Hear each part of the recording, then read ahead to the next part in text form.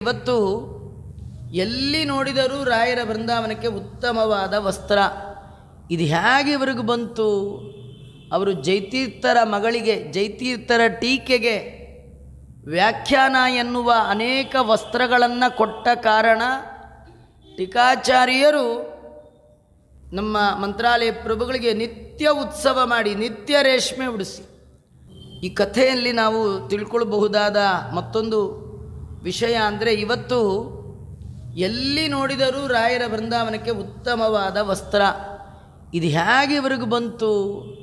ಅವರು ಜೈತೀರ್ಥರ ಮಗಳಿಗೆ, ಜೈತೀರ್ಥರ ಟೀಕೆಗೆ ವ್ಯಾಖ್ಯಾನ ಎನ್ನುವ ಅನೇಕ ವಸ್ತ್ರಗಳನ್ನು ಕೊಟ್ಟ ಕಾರಣ ಟೀಕಾಚಾರ್ಯರು ನಮ್ಮ ಮಂತ್ರಾಲಯ ಪ್ರಭುಗಳಿಗೆ ನಿತ್ಯ ಉತ್ಸವ ಮಾಡಿ ನಿತ್ಯ ರೇಷ್ಮೆ ಉಡಿಸಿ ನಮ್ಮ ಮಗಳಿಗೆ ವಸ್ತ್ರದಾನ ಮಾಡಿದ್ದಾರೆ. ನೀವು ಜನ್ಮಾಂತರದಲ್ಲಿ ಉತ್ತಮರಿಗೆ ವಸ್ತ್ರದಾನ ಮಾಡಿದರೆ ಅದನ್ನು ಅನಂತ ಮಡಿ ಮಾಡಿ ಕೊಡ್ತಾನೆ.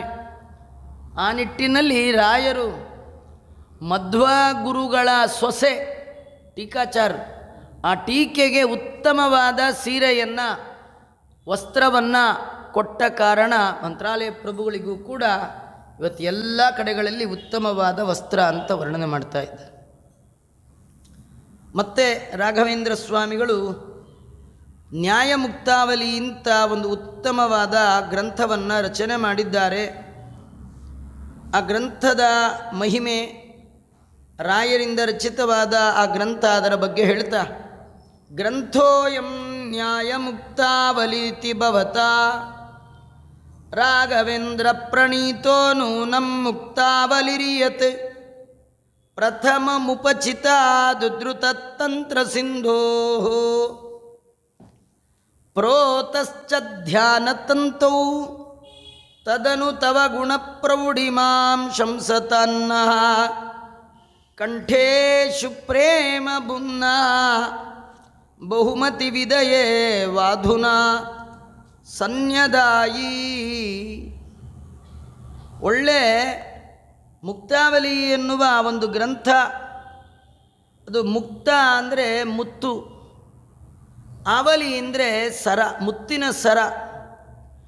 ಎಂಥ ಮುತ್ತಿನ ಸರ ಅಂದರೆ ವಿದ್ವಾಂಸರು ಸಂತೋಷದಿಂದ ನಿರಂತರ ಕಂಠದಲ್ಲಿ ರಚನೆ ಮಾಡಲಿಕ್ಕೆ ಯೋಗ್ಯವಾದ ಒಂದು ಮುತ್ತಿನ ಸರವನ್ನು ರಾಘವೇಂದ್ರ ಸ್ವಾಮಿಗಳು ಕೊಟ್ಟಿದ್ದಾರೆ. ಅವರಿಂದ ರಚಿತವಾದಂತಹ ನ್ಯಾಯಮುಕ್ತಾವಲಿ ಅದು ಮುತ್ತಿನ ಹಾರವೇ. ಸಮುದ್ರದ ಒಳಗಿಂದ ಮುತ್ತನ್ನು ಮೇಲೆತ್ತಿ ತಂದು ದಾರದಲ್ಲಿ ಪೋಣಿಸಿ ಆ ಮುತ್ತಿನ ಹಾರವನ್ನು ಪ್ರಶಂಸೆ, ಗುಣ ಪ್ರಶಂಸೆ ಮಾಡುವರ ವಿದ್ವಾಂಸರ ಕೊರಳಲ್ಲಿ ಒಬ್ಬ ರಾಜ ಸಮ್ಮಾನಪೂರ್ವಕವಾಗಿ ಹಾಕುವಂತೆ ಸಿದ್ಧಾಂತ ಅನ್ನುವ ಸಮುದ್ರದ ಒಳಗೆ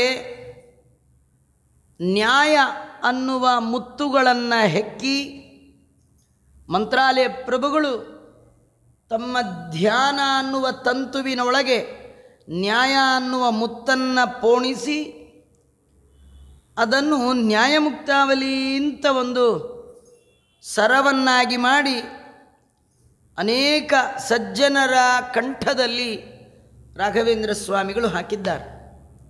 ಅಂಥ ಉತ್ಕೃಷ್ಟವಾದದ್ದು ನ್ಯಾಯಮುಕ್ತಾವಲಿ ಎನ್ನುವಂತಹ ಗ್ರಂಥ. ಈ ನ್ಯಾಯಮುಕ್ತಾವಳಿ ಗ್ರಂಥ ಏನಿದೆ, ಇದರ ಅಧ್ಯಯನ ಮಾಡಿದರೆ ಬ್ರಹ್ಮಸೂತ್ರಗಳ ಮತ್ತು ಅಧಿಕರಣಗಳ ಪರಸ್ಪರ ಸಂಬಂಧ ನಮಗೆ ಗೊತ್ತಾಗುತ್ತೆ. ಕೇವಲ ಸೂತ್ರವನ್ನು ನೋಡಿದಾಗ ಹಿಂದಿನ ಸೂತ್ರಕ್ಕೂ ಮುಂದಿನ ಸೂತ್ರಕ್ಕೂ ಏನು ಸಂಬಂಧ? ವೇದವ್ಯಾಸದೇವರು ಈ ಸೂತ್ರ ಆಡಿದ ಮೇಲೆ ಈ ಸೂತ್ರವನ್ನು ಆಡಿದ್ದಾರೆ, ಒಂದಕ್ಕೊಂದು ಏನು ಸಂಬಂಧ ಅಂತ ತಿಳಿಸೋದೇ ನ್ಯಾಯಮುಕ್ತಾವಳಿಯ ಒಂದು ವಿಶೇಷತೆ. ಆ ಸಂಬಂಧಗಳ ಕಲ್ಪನೆ, ಸಂಬಂಧಗಳ ಪರಿಚಯ ನಮಗೆ ಸರಿಯಾಗಿ ಆದಾಗ ಅದು ಮರೆಯೋದೇ ಇಲ್ಲ, ಕಂಠದಲ್ಲೇ ಉಳಿದು ಬಿಡುತ್ತೆ. ಅಂತಹ ಉತ್ಕೃಷ್ಟವಾದ ನ್ಯಾಯ ಸಂಗ್ರಹಾತ್ಮಕವಾದ ಒಂದು ಗ್ರಂಥವನ್ನು ಮಂತ್ರಾಲಯ ಪ್ರಭುಗಳು ರಚನೆ ಮಾಡಿಕೊಟ್ಟಿದ್ದಾರೆ. ಅದೇ ನ್ಯಾಯಮುಕ್ತಾವಲಿ ಅಂತ ತೋರಿಸ್ತಾ ಇದ್ದ. ರಾಘವೇಂದ್ರ ಸ್ವಾಮಿಗಳು ಅಪ್ಪಣ್ಣಾಚಾರ್ಯರು ಅವರನ್ನು ಸ್ತೋತ್ರ ಮಾಡುವಾಗ ಹೇಳ್ತಾರೆ, ವಾಗ್ದೇವತಾ ಸರಿದಮಂ ವಿಮಲೀಕರೋತು.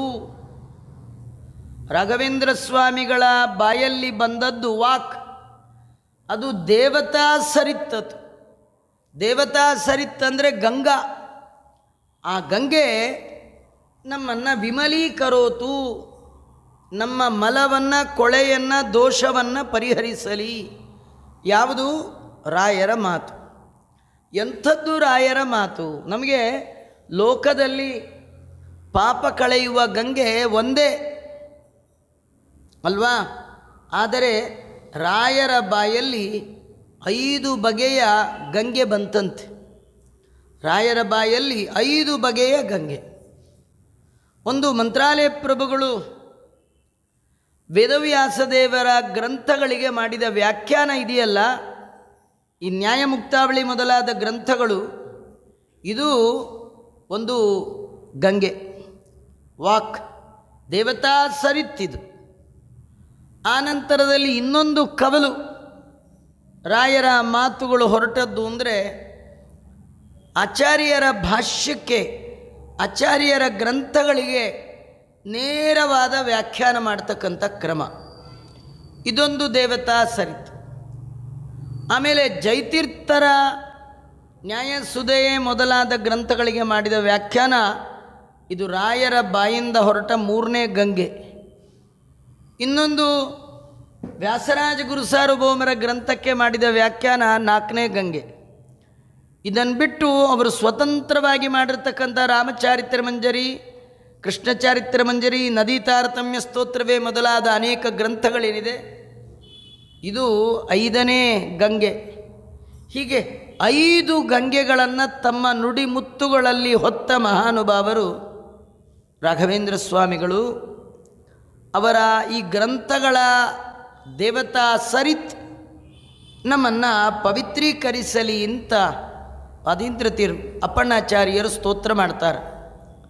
ನಾನು ಈ ವಿಷಯವನ್ನು ಯಾಕೆ ಹೇಳಿದೆ ಅಂದರೆ, ಮಂತ್ರಾಲಯ ಪ್ರಭುಗಳಿಂದ ರಚಿತವಾದ ಎಲ್ಲ ಗ್ರಂಥಗಳನ್ನು ಓದಿ ಅಧ್ಯಯನ ಮಾಡಿ ಅರ್ಥ ಮಾಡಿಕೊಂಡು ಪಾಠ ಪ್ರವಚನವನ್ನು ಮಾಡುವ ಭಾಗ್ಯ ನಮಗಿಲ್ಲದಿದ್ದರೂ ಇಂಥ ಗ್ರಂಥಗಳ ರಚನೆಯನ್ನು ಮಾಡಿದ್ದಾರೆ ಅಂತ ತಿಳಿದರೂ ಸಾಕು.